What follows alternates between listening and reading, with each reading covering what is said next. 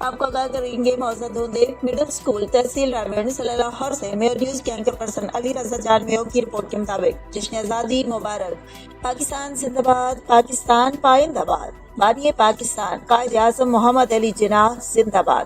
ملک بھر کی طرح گورنمنٹ مڈل اسکول دھوندے میں بھی پاکستان کا 79واں یوم آزادی ملی جوش و جذبے اور قومی عزم کے ساتھ منایا گیا۔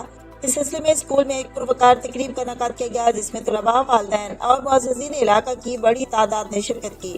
تقریب کا باقاعدہ آغاز تلاوت کلام پاک سے ہوا، جس کے بعد بارگاہ رسالت صلی اللہ علیہ وسلم میں ہدیہ نعت پیش کیا گیا۔ اسکول کے طلباء نے ملی نغمے پیش کر کے شرکاء کے جذبہ حب الوطنی کو مزید اجاگر کیا، جبکہ مختلف ٹیبلوز کے ذریعے قیام پاکستان کی جدوجہد، قومی یکجہتی اور وطن سے محبت کے خوبصورت مناظر پیش کیے گئے۔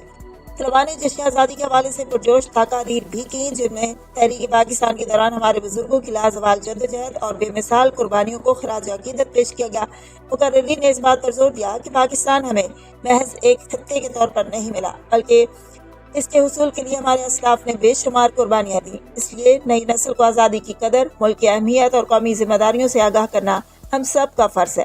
تقریب میں طلباء کی شاندار کارکردگی کو معززین گو نے بھرپور سراہا اور بچوں کی حوصلہ افزائی کے لیے انہیں نقد انعامات بھی دیے۔ ایک کامیاب اور بامقصد تقریب کے انعقاد اور طلباء کو بہترین انداز میں تیار کرنے پر اسکول انتظامیہ کی خدمات کو بھی خراج تحسین پیش کیا گیا۔ اس موقع پر سینئر ماسٹر مقبول حسین اور ماسٹر مظہر الطاف کو تعریفی اسناد پیش کی گئیں۔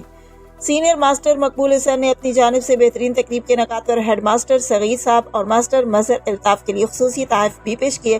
اسی طرح ہیڈ ماسٹر صغیر صاحب کی صاحبزادی کو میٹرک کے امتحان میں 1200 میں سے 1127 نمبر حاصل کرنے پر خصوصی تحفہ اور نقد انعام دے کر ان کی شاندار تعلیمی کامیابی کو سراہا گیا۔ تقریب کے اختتامی خطاب میں ہیڈ ماسٹر صغیر صاحب نے طلباء کو محنت، لگن اور مستقل مزاجی کے ساتھ تعلیم حاصل کرنے کی تلقین کی۔